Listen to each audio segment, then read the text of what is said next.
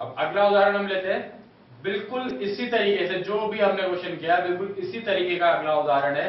अभी हमने x और y में बात की थी, अब हम बात करते हैं किसी एक संख्या पर।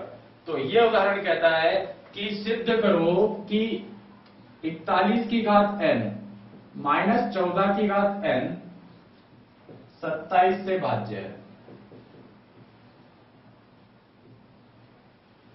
n के किसी भी मान पर, अगर n कोई नेचुरल नंबर है या प्राकृत संख्या है, तो n के किसी भी मान पर 41 की घात n माइनस 14 की घात n 27 से भाज्य होता है। हमें यह सिद्ध करना है। तो इसको सिद्ध करने के लिए फिर से गणितीय आगमन के सिद्धांत के लिए पहले स्टेप पर n बराबर 1 पर n की जगह पर 1 रखें, दिया आता है 41 की घात 1 माइनस 14 की घात 1, ये आता है बराबर 27, और 27 तो 27 से भाज्य है।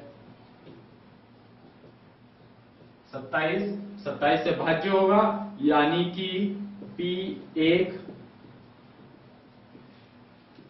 सत्य है।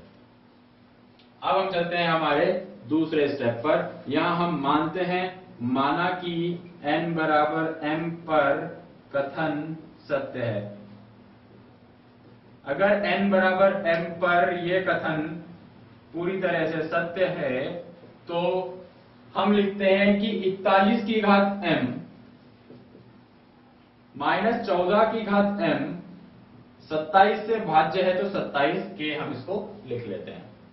41 की घात m माइनस 14 की घात m बराबर है 27 के। अब हम तीसरे स्टेप पर चलते हैं कि n बराबर m प्लस 1 के लिए हमें इसको सिद्ध करना है। तो n बराबर m प्लस 1 के लिए अगर हमें इसको सिद्ध करना है, तो अब हम आगे लेते हैं, n की जगह पर m प्लस 1 रखते हैं। तो अब हम बनाएंगे इसको 41 की घात m प्लस 1 माइनस 14 की घात m प्लस 1। इसको हमें सिद्ध करना है कि ये 27 से भाज्य है। तो इसको हम बनाते हैं 41 की घात m गुणा 41 माइनस 14 की घात m गुणा 14। फिर बिल्कुल उसी तरीके से अब हमें यहां दिख रहा है कि कोई ऐसा मिल जाए जो इस 14 को कॉमन निकाल दे, या कोई ऐसा मिल जाए जो इस 41 को कॉमन निकाल दे। कोई भी हमें एक ऐसा बनाना है। हमारे पास यहाँ दो तरीके हो सकते हैं, जैसा हमने पिछला क्वेश्चन में भी किया था, वो एक ट्रिक हमने जो लगाई थी उसमें भी दो तरीके हो सकते थे। हमने वहां x की घात 2m y स्क्वायर जोड़ा था, चाहते तो y की घात 2m x स्क्वायर जोड़ देते, दोनों में से कुछ भी। अभी भी हम इसको देखकर चले तो हमें चाहिए कि 14 कोई कॉमन निकाल दे। अगर कोई 14 कॉमन निकालेगा तो उसको निकालने के लिए हमें चाहिए 41 की घात m गुणा 14 को हम प्लस कर दें। 41 की घात m गुणा 14 को अगर हम प्लस कर दें तो इसको माइनस भी करना पड़ेगा, 41 की घात m गुणा 14। अब फिर देखते हैं कि किसको कॉमन निकालने से हमारा फायदा होने वाला है, यानी कि हमें 41 की घात m माइनस 14 की घात m मिलने वाला है। तो यहां 41 की घात m गुणा 41 और यहां 41 की घात m गुणा 14, इसमें से देखेंगे तो हमें मिलेगा 41 की घात m कॉमन और 41 माइनस 14। इसमें हम देखेंगे तो 14 कॉमन और 41 की घात m माइनस 14 की घात m हमें दिख रहा है।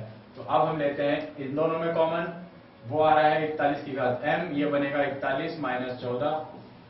इनमें आ रहा है 14 कॉमन, ये बनेगा 41 की घात m माइनस 14 की घात m।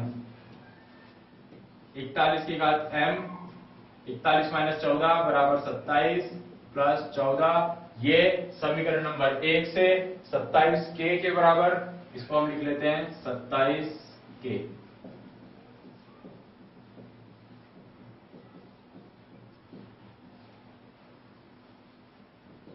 इन दोनों में से 27 कॉमन, हमें तो 27 से भाज्य करना है, इसलिए 27 को हम कॉमन ले लेते हैं। ये आता है 41 की घात m प्लस 14 के।